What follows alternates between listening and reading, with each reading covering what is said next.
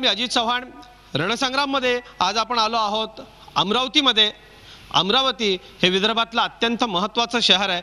अमरावती शहराच्या महानगरपालिकेत नेमकं काय चाललंय, या निवडणुकीमध्ये कुठले मुद्दे चर्चेत आहेत, सत्ताधाऱ्यांना पुन्हा अमरावतीकर निवडून देणार का आणि नवीन पक्षांना संधी देतील का, या सगळ्यावरती आणि ज्यांनी सत्तेत कामं केली आहेत, जे विरोधक आहेत, ज्यांना सत्तेत येण्याचा ते प्रयत्न करतात, त्या सगळ्यांशी आपण बोलणार आहोत.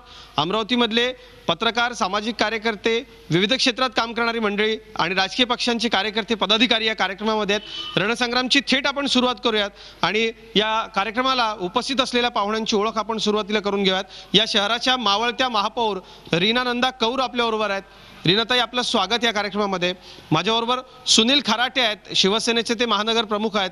क्रीडा क्षेत्रामध्ये त्यांचं वेगवेगळ्या पद्धतीचं काम अमरावतीकरांना पाहायला मिळालेलं आहे. त्यानंतर पूर्वाश्रमीचे पत्रकार आणि आता भारतीय जनता पक्षाचे नेते प्रवक्ते शिवराय कुलकर्णी या ठिकाणी आहेत. शिवरायजी, आपलंही रणसंग्राममध्ये स्वागत. युवा स्वाभिमान ही आमदार रवी राणा यांची जी संघटना आहे, त्या संघटनेचे जिल्हाध्यक्ष जितू दुधाने या ठिकाणी आहेत आणि तमाम अमरावतीकर आहेत. अमरावतीकरांच्या वतीनं सर्वप्रथम नेमकं शहरामध्ये चाललंय काय, माझ्या ज्येष्ठ पत्रकार सहकाऱ्यांच्याकडून आपण सुरुवात करूयात, कारण सतत अमरावतीतले पत्रकार आहेत. त्या निवडणुकांचा जो रंग आहे तो आता अगदी गडद झालाय, रणधुमाळी जोरदार आहे. काय प्रमुख मुद्दे आहेत अमरावतीकरांना, काय हवंय नेमकं? तसे मुद्दे फार जुनेच आहे, मुद्दे काही नवीन नाही आहे. प्रत्येक महानगरपालिकेच्या निवडणुकीमध्ये तेच मुद्दे येतात. पण मुळात अमरावतीचा जो मुद्दा आहे हा डेव्हलपमेंटचा मुद्दा आहे. स्मार्ट सिटीचा मुद्दा खूप दिवसापासून अमरावतीकर लोक ऐकतायत फक्त, पण त्याचं नेमकं पुढं काय होतं आहे. इथून प्रपोजल दिल्लीला जातं, दिल्लीला प्रपोजल कसं झालं ते फेल होतं, नाही होत. हे मुद्दे अमरावतीकरांचे अजून म्हणजे लक्षात येण्याच्या पलीकडचे आहेत की अमरावती स्मार्ट सिटी म्हणजे नेमकं काय होत आहे, हा मुद्दा अमरावतीत कळत नाही आहे. दुसरं म्हणजे अनेक ज्या मोठमोठ्या योजना आहेत त्या योजना इथं पूर्ण झालेल्या नाही. 1996ची भुयारी गटार योजना अजून 21 वर्ष झाली तरी ती भुयारी गटार योजना आहे तशीच आहे. त्या भुयारी गटार योजनेमुळे दरवर्षी कुठल्या ना कुठल्या भागातले रस्ते खराब होतात, नवीन रस्ते तयार केले जातात.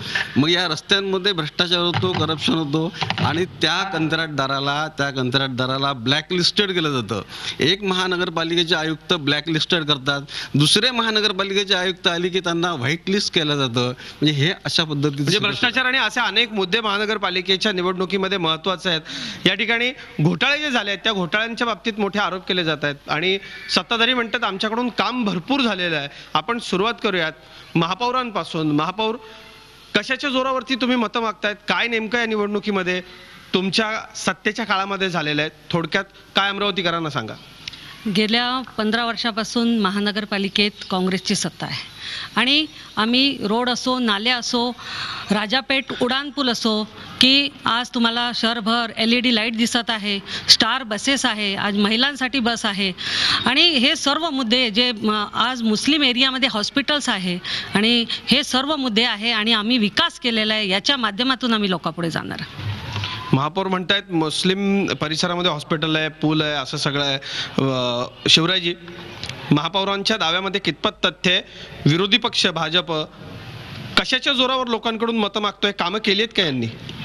अंधेर नगरी चौपट राजा अशी स्थिती आहे या शहराची. आणि आता माझ्या एका पत्रकार मित्रांनी मुद्दा सांगितला की दरवेळी महानगरपालिकेला तेच मुद्दे असतात. ते मुद्दे राहिले असते तर एक वेळ आपण समजू शकलो असतो. पण या महानगरपालिकेचं वातावरण अतिशय गंभीर आहे. यांना सगळ्यांना हातकड्या लावल्या पाहिजे. यांनी महानगरपालिका हे भ्रष्टाचाराचं आगार केलेलं आहे. अतिशय संतापजनक विषय आहे. आम्ही महिलांसाठी फायबर टॉयलेट उभं केलं, सांगतात ते दावा करतात की आम्ही टॉयलेट उभं केलं. चौकामध्ये अशा पद्धतीने टॉयलेट बांधलेलं आहे, अशा पद्धतीने ठेवलेलं आहे. एका सिंटेक्सच्या टाकीला जेवढा खर्च येतो तेवढा खर्च त्या फायबर टॉयलेटला येतो. त्यात पाण्याची व्यवस्था नाही, त्यात नळाची व्यवस्था नाही, त्याचं छटाकभर दार ते रस्त्याच्या कडेला उघडतं. कोणती आई बहीण त्या टॉयलेटमध्ये जाऊ शकतं? बरं ठीक आहे, टॉयलेटचं डिझाईन चुकलं असेल. 10, 15, 20 हजार रुपयाला मिळणारं टॉयलेट हे 1.5 लाख आणि 2,56,000 ते टॉयलेट घेतलं जातं. मी तुम्हाला सांगतो, जगाच्या पाठीवर एवढा मोठा भ्रष्टाचार या महानगरपालिकेसारखा कुठेही झालेला नाही. म्हणजे फिरतं प्लास्टिकचं शौचालय 2,65,000ला जास्तीत जास्त किमतीत घेतलंय असा दावा तुमचा आहे, असा आरोप तुमचा आहे. शिवसेना काय नेमक्या मुद्द्यांवरती निवडणूक लढते? अमरावतीमध्ये उत्तम दर्जाची क्रीडांगणं, चांगली पाण्याची व्यवस्था, उत्तम गटारी, विद्यार्थ्यांच्या करता प्राथमिक शालेय शिक्षण, चांगल्या पद्धतीच्या भाजी मंडया, उत्तम सुशोभित असणारे चौक, बगीचे आणि पार्किंगची सोय, वाहतूक कोंडी नाही, चांगले रस्ते, असं सगळं वातावरण अमरावतीमध्ये आहे का? नसलं तर त्याला सत्ताधारी जबाबदार आहेत का? आणि काय शिवसेनेचे मुद्दे आहेत? जे मुद्दे पाहिजे आहे ते आपण सर्व या ठिकाणी अगोदर सांगितले. निश्चित हे सर्व मुद्दे आम्हाला पाहिजे आहे, परंतु आता सांगितलं की यांनी किंवा भ्रष्टाचार झाला किंवा हे म्हणतात विकास झाला. विकास झाला आहे, नक्कीच झाला आहे, पण कोणाचा? यांच्या पदाधिकाऱ्यांचा झाला आहे, यांच्या नगरसेवकांचा झालेला आहे. नक्की विकास झाला आहे, ते खाऊन मग्गम झालेले आहेत. आणि नुकतंच सांगितले फायबर टॉयलेट घोटाळा यांनी सांगितला, मोठ्या प्रमाणात आहे. त्याच्यासोबत टॅक्स पावती घोटाळा आहे, करोडो रुपयाचा आहे. अनेक लोकांवर कारवाई झालेली आहे, FIR दाखल झालेले आहे. त्यासोबत LBT वसूल केलेली इलेक्ट्रिक बिलातून, त्यातही अनेकावर गुन्हे दाखल आहे. 27 एकर जमीन यांनी त्या डम्पिंग यार्डसाठी विकत घेतली, तिथे सुद्धा मनपा आयुक्ताविरुद्ध तक्रार दाखल आहे कोल्हापूर गेट पोलीस स्टेशनमध्ये. असे अनेक घोटाळे. त्यासोबत हायड्रॉलिक ऑटो यांनी घेतले. 2,79,000चा जो ऑटो होता, 4,79,000 यांनी विकत घेतलेला आहे. खरं, तुम्ही भ्रष्टाचाराचे आरोप करताय, घोटाळ्यांचे आरोप करतायत. तुमचे मुद्दे काय असतील ते आपण पुढे जाऊयात. पण युवा स्वाभिमान इथले आमदार आहेत रवी राणा, त्यांचे जे उमेदवार आहेत सर्व जागांवरती लढतायत. यावेळेला मागच्या वेळेला एक जागा त्यांची निवडून आली होती. जितू, काय नेमकं या महानगरपालिकेमध्ये आहे आणि काय मुद्दे घेऊन तुम्ही लोकांच्या समोर जातायत? अमरावतीकर आता तुम्हाला ऐकतायत, काय सांगाल अमरावतीकरांना? सगळ्यात पहिले माझा प्रश्न असा आहे, सन्माननीय महापौर महोदयांनी सांगितलं की त्यांनी असा विकास केला. त्यात त्यांनी राजापेठ उड्डाणपुलाचा विषय घेतला. म्हणजे मुलगा शेजारच्या घरी झाला आणि पेढे आम्ही वाटले, अशातली ती एक कथा आहे. राजापेठ उड्डाणपुलासाठी आमदार रवी राणा यांनी सातत्याने पाठपुरावा केला. निधी त्यांनी माननीय मुख्यमंत्री, तत्कालीन मुख्यमंत्री पृथ्वीराज चव्हाण साहेब असताना तेव्हा तो मंजूर करून निधी आणला. विषय होता BNC करायचा की महानगरपालिकेकडे करायचा, म्हणून एजन्सी म्हणून महानगरपालिका आपण घेतली. ते एक फुकटचं श्रेय लाटण्याची नेहमी सवय आहे. पहिला मुद्दा. दुसरा मुद्दा इथे आमच्या महानगरपालिकेमध्ये असा आहे, आपण दोघं भाऊ मिळून खाऊ. म्हणजे सत्ताधारी असो विरोधक असो, म्हणजे दोघंही भ्रष्टाचारामध्ये आहे. 100% भ्रष्टाचारी. कारण जेव्हा फायबर टॉयलेटचा मुद्दा काढला, विरोधी पक्षनेते त्यावेळी झोपले होते का? कारण विरोधी पक्षनेता यांचा होता, त्यांनी त्यावेळेला त्याला विरोध का नाही केला? म्हणजे सत्ताधारी आणि विरोधक दोघंही मिलीभगत असा आरोप आहे. एखादा जेव्हा टेंडर येतं ते कमिटीकडे ठेवलं जातं, कमिटी त्याची कॉस्टिंग काढते, क्वालिटी बघते, सगळ्या गोष्टी करतात, सॅम्पल चेक केलं जातं. सॅम्पल चेक केल्यानंतर त्याला मंजुरात दिली जाते, नंतर वर्क ऑर्डर दिली जाते, सप्लायची ऑर्डर दिली जाते.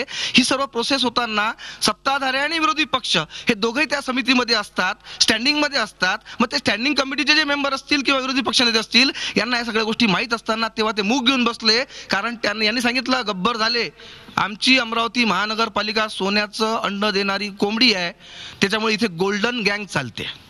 गोल्डन गँग चालते असा युवा स्वाभिमान आरोप करते. सगळ्यांनीच पैसे खाल्ले, सगळ्यांनीच भ्रष्टाचार केला. महापौर, या सगळ्याला काय उत्तर आहे? तुमच्या उत्तरानंतर सर्वसामान्य अमरावतीकरांकडे आपण जाऊया.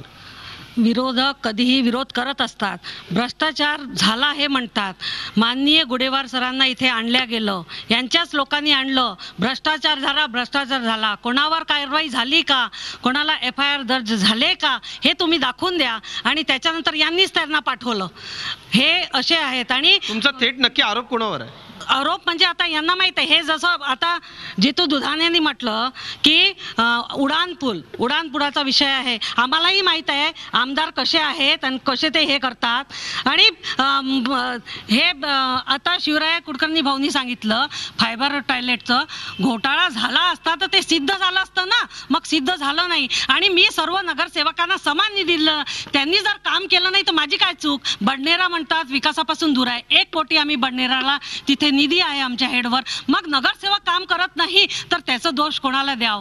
नगरसेवकांनी काम करावं. मी तर समान निधी दिलेला आहे आणि समान निधी दिल्या कारणाने पूर्ण शहरामध्ये विकास झालेला आहे. टॉयलेट्स जे तुम्ही बांधले होते ते आता वापरात आहेत का? चांगल्या स्थितीत आहेत का? आहे का? बरं नाही आहे.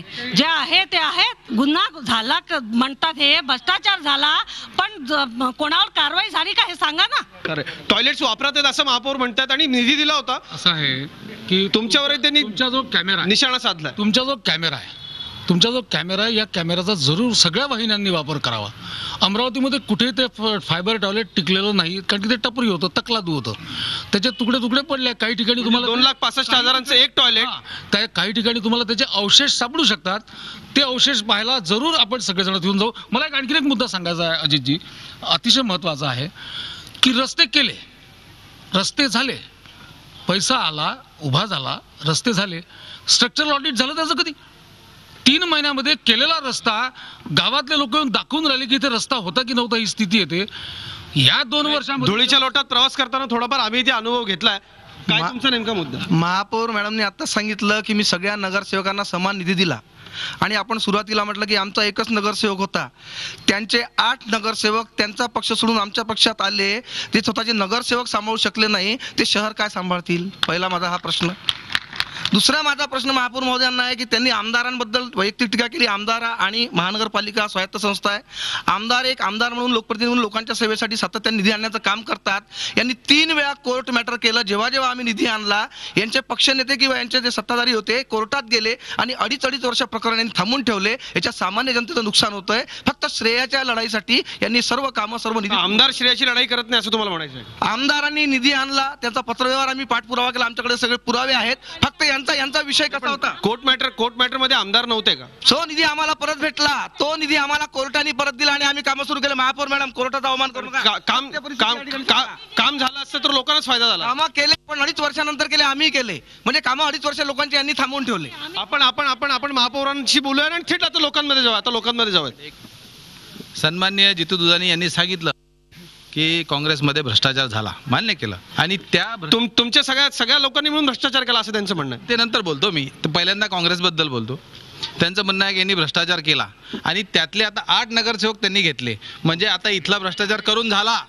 आले म्हणजे आले म्हणजे तुम्ही पवित्र करून घेतले असं त्यांचं म्हणणं आहे. स्वीकारता की हो, आले म्हणजे तुम्ही तुमच्यात समाविष्ट झालं. एक मिनिट इकडचा भ्रष्टाचार करून पूर्ण झाला, आता तिकडे जाऊन भ्रष्टाचार करू असं त्यांचं मत आहे का? दुसरा फायबर घोटाळ्याचा जो घोटाळा काढला, आमचे विरोधी पक्षनेता सन्माननीय प्रवीणजी हरमकर यांनी तो मुद्दा उपस्थित केला होता. कारवाई करण्याची जबाबदारी आयुक्तांची असते, विरोधी पक्षाची. वेळ थोडा आपल्याकडे, त्यामुळे महापौर त्यांनी जे आरोप केले त्याला काय उत्तर आहे आपलं? मी लोकांमध्ये जातो नंतर. नाही, जितू दुधानीने जसं म्हटलं की त्यांचे लोक जे नगरसेवक आहे आमच्याकडे आले, आम्ही जे जात असतं त्यांच्याकडे पाहत नाही. प्रत्येकाचे आपले विचार असतात, आम्ही पुढे पाहतो. जे आलेलं ते आमचं, जे गेलेलं त्याच्याकडे आम्ही परवाव करत नाही.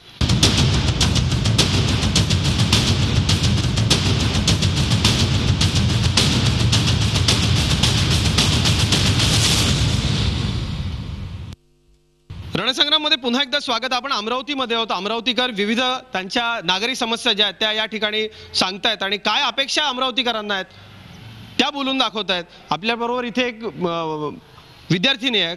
काय तरुणांना नेमकं काय हवं आहे महानगरपालिकेकडनं? लायब्ररी असेल, बाकीचे तर सोयी आहेत का शहरामध्ये? ज्या महानगरपालिकेने लायब्ररीज दिल्या आहेत त्या सध्याच्या परिस्थितीमध्ये फुल आहेत. 5,000चं वेटिंग लिस्ट आहे. आमच्यासारख्या विद्यार्थ्यांना जर तिथे अप्लाय करायचं असेल तर आम्ही काय 2-4 वर्ष त्याची वाट बघायची का पुढची निवडणूक येईस्तोवर? तर अशा त्यांनी ज्या काही लायब्ररीज आहेत त्या वेगळ्या वेगळ्या एरियाजमध्ये जर करून दिल्या तर आम्हाला पण सोयी होईल. आणि ज्या बाहेरगावचे जे विद्यार्थी येतात ते इथे या लायब्ररीजसाठी येतात स्पेशली. तर अमरावती शहरातल्या लायब्ररी त्यांच्यासाठी फुल झालेल्या, तर आम्ही पुन्हा मुंबईला जायचं का? हा एक महत्वाचा प्रश्न आहे की विद्यार्थ्यांच्या करता काय, अगदी थेट थोडक्यात.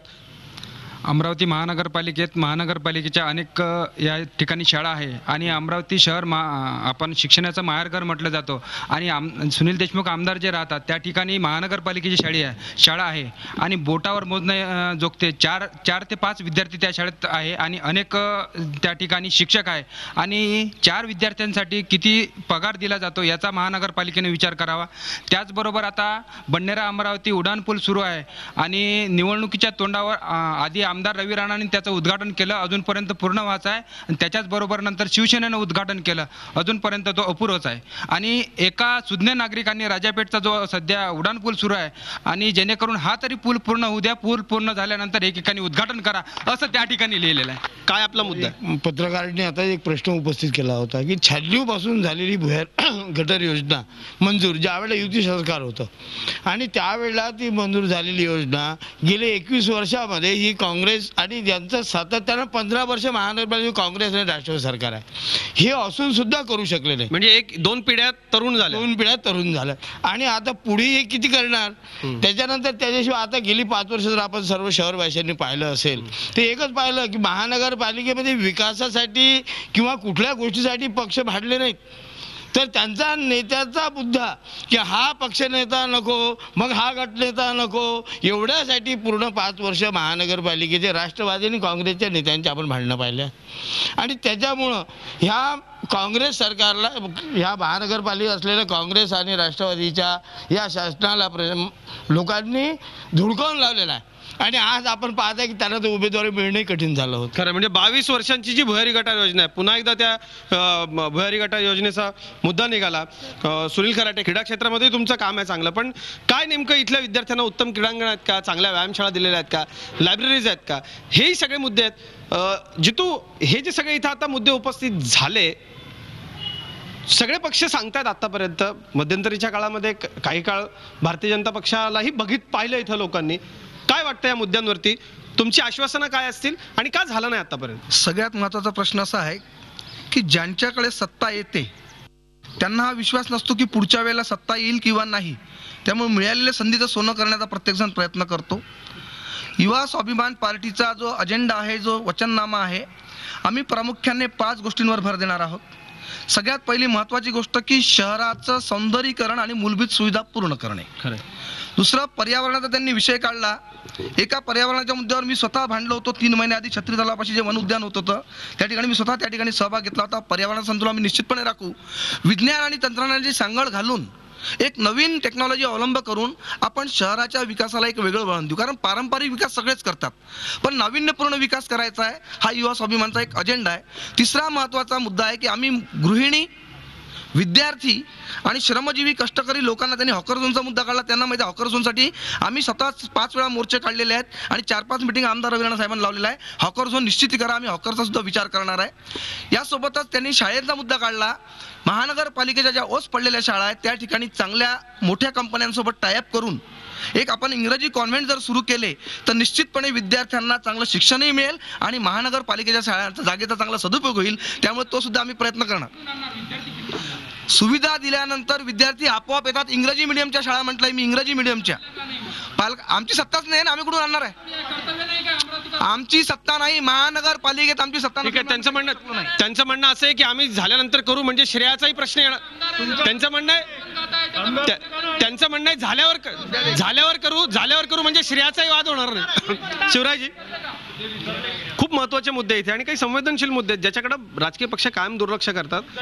पुढच्या पिढीला चांगलं शहर देण्याकरता सर्वच राजकीय पक्षांची जबाबदारी आहे की नाही? कारण पर्यावरणाचा मुद्दा तितकाच महत्त्वाचा. एकदम निश्चित जबाबदारी आहे आणि ती सगळ्यांनी मिळून सांभाळली पाहिजे. आता इथून जो मित्रांकडून आवाज आला त्यांनी जे म्हटलं की तुमची जबाबदारी नाही का, तर ही जबाबदारी नाकारून चालणार नाही, सगळ्यांची जबाबदारी आपली. या 2 वर्षामध्ये शासन काँग्रेसचं होतं, शासन राष्ट्रवादीचं होतं या महानगरपालिकेमध्ये, पण 2 वर्ष आमच्या या राज्याच्या सरकारने, म्हणजे आम्ही तिथे अजून संयुक्त आहोत भाजप आणि शिवसेना त्या सरकारमध्ये, म्हणजे फडणवीस सरकारने आम्ही याच्यामध्ये मागे पुढे पाहिलं नाही. भुयारी गटार योजना सुरू झाली पाहिजे म्हणून 25.48 कोटी रुपये दिले महापौरांच्या हातामध्ये, रस्त्यांसाठी 25 कोटी रुपये दिले, इथले इलेक्ट्रिफिकेशन हे अंडरग्राऊंड झालं पाहिजे म्हणून त्यासाठी 465 कोटी रुपयांची व्यवस्था या शासनाने मंजूर केलेली आहे, निधी मंजूर केलेला आहे. या मुद्द्यांकडे गंभीरतेने बघितलं पाहिजे. दुर्दैव असं आहे की शहराचं कुठलंही नियोजन या 15 वर्षात झालेलं नाही. माझ्या काही मित्रांनी मुद्दा काढला की 15 वर्षापूर्वी भाजपचं सरकार होतं, तर 15 वर्षापूर्वी भाजपनी केलेली चांगली कामं अजूनही शहरामध्ये दिसत आहेत.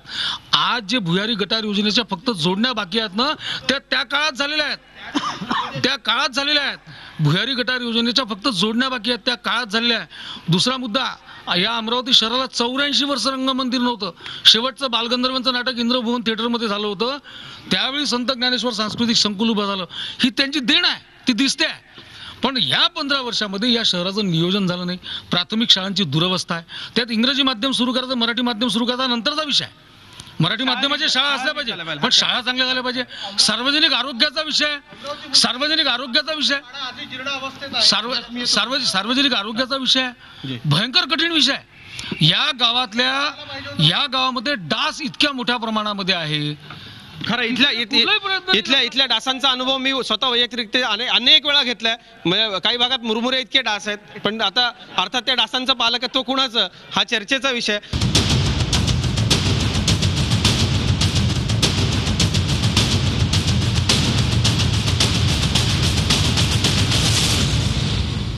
रणसंग्राममध्ये पुन्हा एकदा स्वागत आपलं. अमरावतीकरांच्या बरोबर आपण चर्चा करतोय. विविध मुद्दे इथं उपस्थित होत आहेत. महापौरांनी सांगितलं मुस्लिम विभागामध्ये त्यांनी हॉस्पिटल बांधलं, पण एक आक्षेप आहे त्याला. काय नेमकं तिथली परिस्थिती है नहीं है क्या? हमने मुस्लिम एरिया में विकास किया है कि उड़ान पुल बनाया है और फाइबर टॉयलेट दिया है और दवाखाना दिया है, तो मुझे नहीं लगता उन्होंने ऐसा कुछ दिया है उधर. अगर दिया हो तो कहीं दिखा दे हमें. तो अभी फिलहाल हॉस्पिटल नाही आहे वहाँ? नहीं अभी तो कहीं कुठे नहीं. हॉस्पिटल आहे का त्याचं उद्घाटन कोणी केलं आहे आम्हाला दाखवा. कुठे ते उडान पूल आहे हे पण दाखवा. त्या हॉस्पिटलचं उद्घाटन कोणी केलं, तिकडे काय चालतं, तिकडे काय काय काँग्रेसचं ऑफिस चालते, काय चालते, कुठे आहे दवाखाना आम्हाला दाखवा ना. खरंय, तोही महत्वाचा मुद्दा. आणखी एक महत्वाचा मुद्दा इथं नाट्यगृहाच्या बाबतीत शिवराय कुलकर्णी म्हणाले, काय नेमकी नाट्यगृहाची परिस्थिती आहे? या अमरावती सारख्या शहरांना अनेक कलाकारही दिलेत, काय नेमकी स्थिती आता?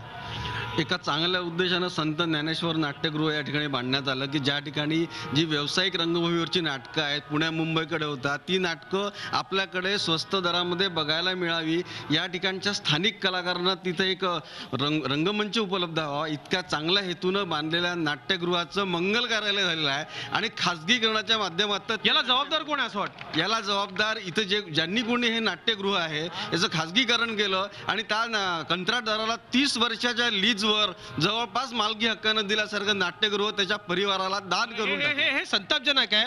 महानगरपालिकेच्या लोकांच्या मालकीच्या वास्तू कंत्राटदारांना 30 वर्षाच्या लीजवर दिल्याच कशा जातात? हा अत्यंत संतप्त करणारा प्रश्न आहे.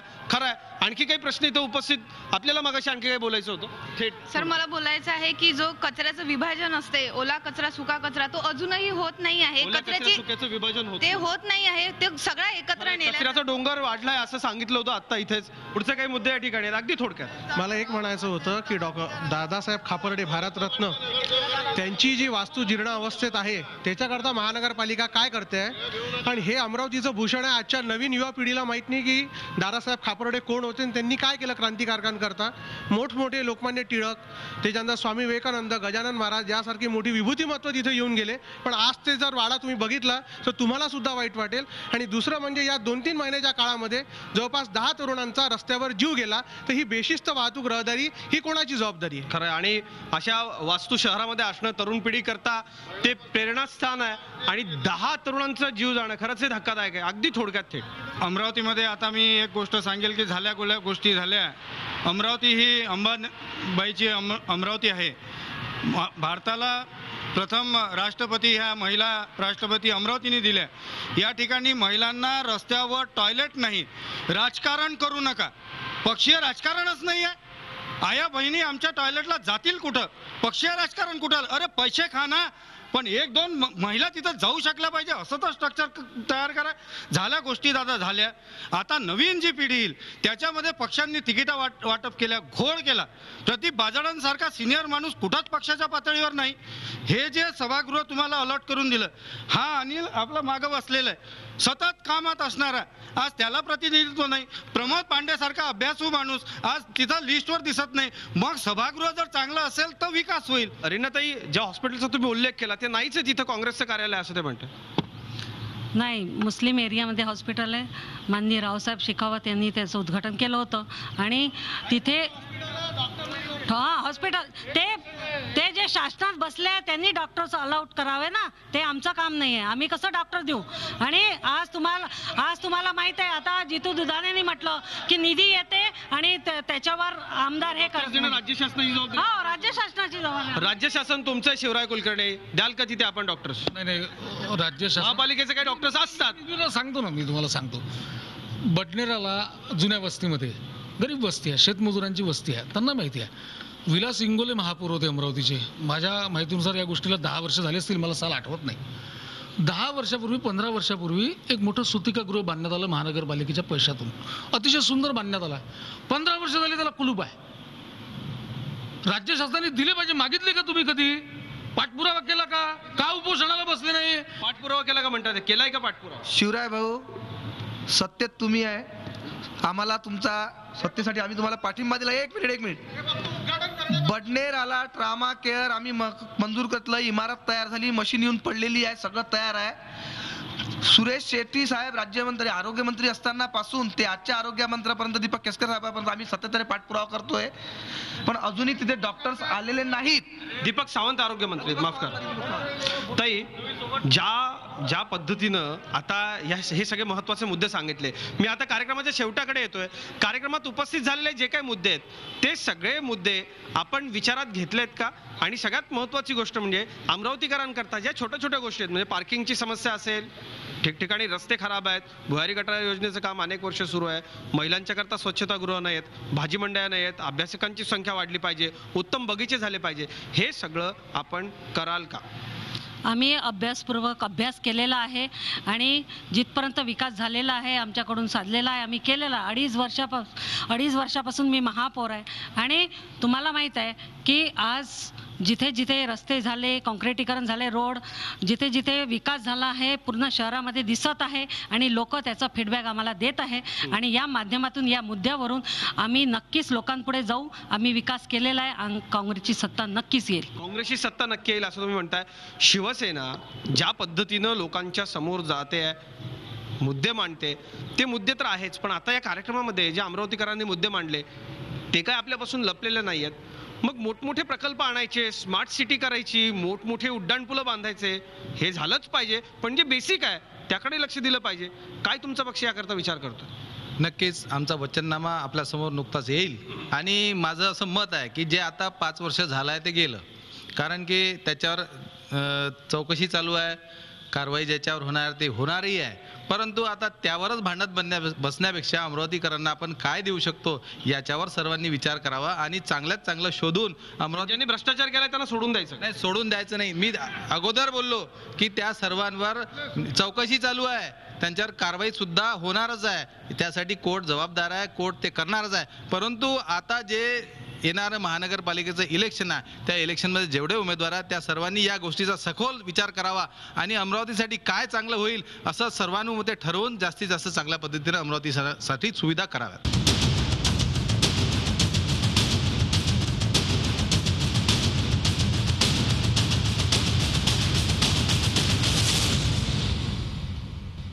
स्थानिक पातळीवरती आपण सगळे भाऊ मिळून खाऊ असाही आरोप झाला. स्थानिक पातळीवरती आपल्या माणसांना कॉन्ट्रॅक्ट देण्याकरता सगळे पक्ष एकत्र येतात असाही आरोप होतो. स्थानिक पातळीवरचे नेते हे एकत्र येतात, शहर विकासाला बगल देतात आणि त्यांचे बंगले, त्यांचे इमले, त्यांच्या उद्योग व्यापार संस्था वाढीला लागतात. हा सगळा सर्वसामान्य अमरावतीकरांशी बोलतानाचा शल्य त्यांच्या मनामधलं आम्हाला जाणवलं. शिवराय कुलकर्णी, याच्याकडे तुम्ही कसं पाहता? म्हणजे नेत्यांची श्रीमंती वाढते पण शहर बकाल होत चाललंय, तरुण पिढी करता हे सगळं भयंकर असं वाटत नाही का? इतकं वाईट आहे अजितजी, त्याचे रिफरकेशन्स काय आले माहिती आहे? काँग्रेसनी आणि या सत्ताधाऱ्यांनी ज्याचा उल्लेख आता इकडे झाला गोल्डन गँग, मी तर त्याच्यावर आलो नव्हतो गोल्डन गँगवर, जितू भाऊंनी त्याचा उल्लेख केला गोल्डन गँग म्हणून.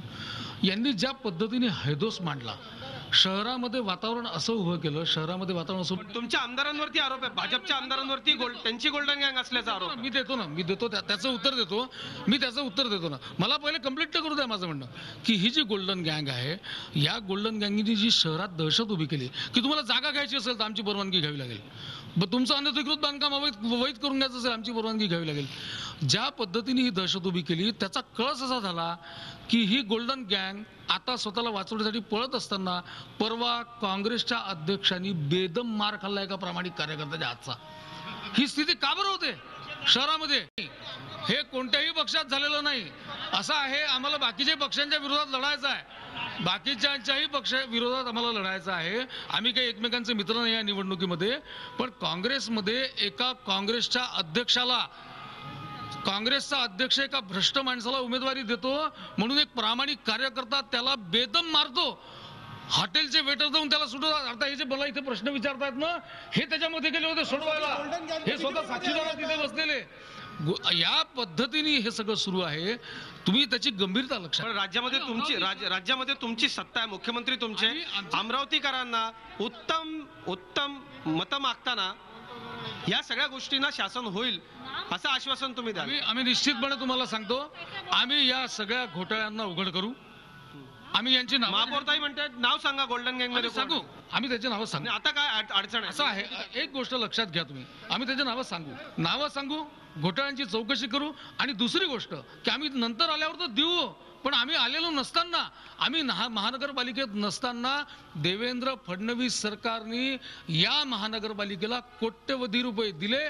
खोटं असेल तर महापौरांना विचारा, इथे विचार. महापौर ते नाव सांगत नाही. अनेक निवेदन मुख्यमंत्र्यांना मी दिले की आम्हाला हे पैसे घ्यायचे, आम्हाला निधी द्या महानगरपालिकेत, पण मुख्यमंत्र्यांनी आम्हाला निधी दिला नाही. मुख्यमंत्र्यांनी निधी दिला नाही असं त्यांचं म्हणणं. आकडेवारी सांगतो, मगाशी तुम्ही ती आकडेवारी सांगितली. मी तुम्हाला इथे जाहीरपणे आकडेवारी सांगितलेली आहे.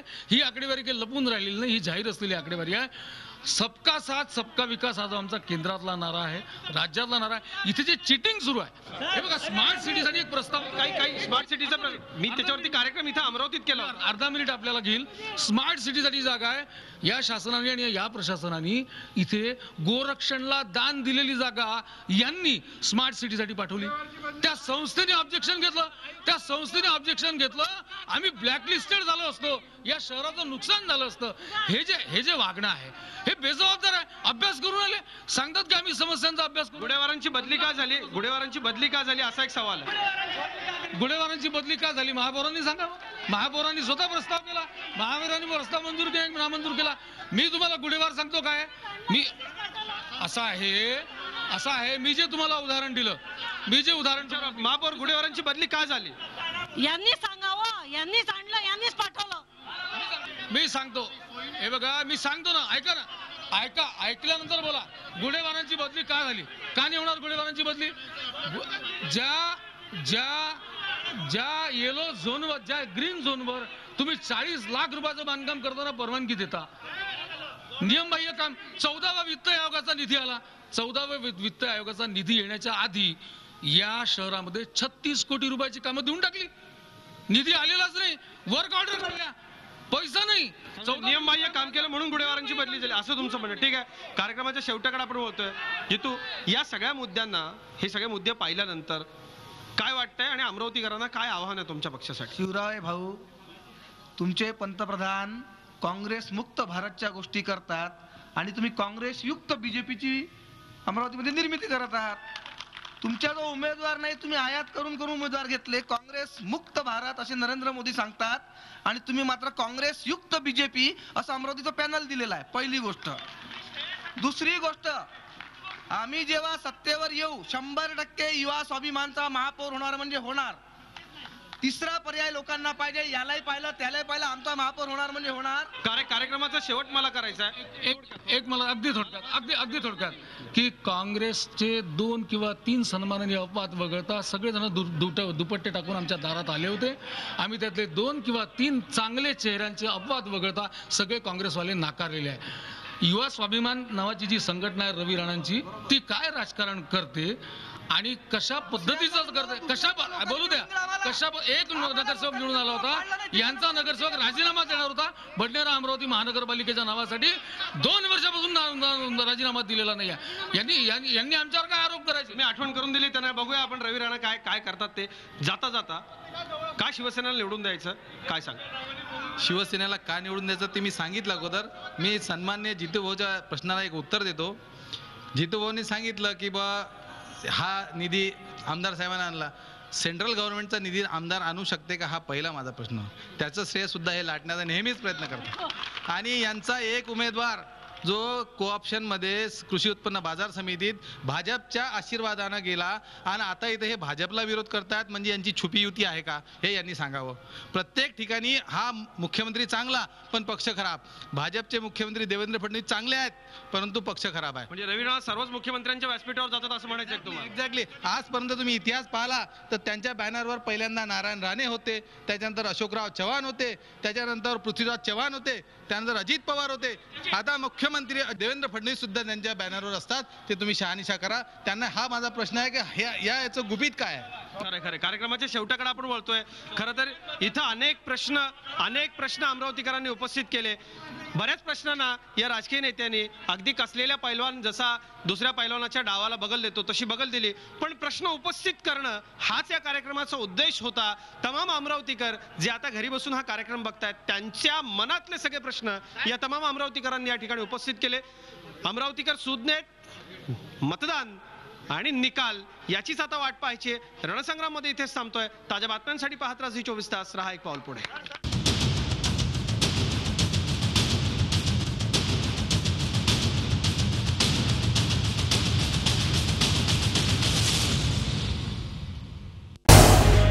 झी 24 तास. रहा एक पाऊल पुढे.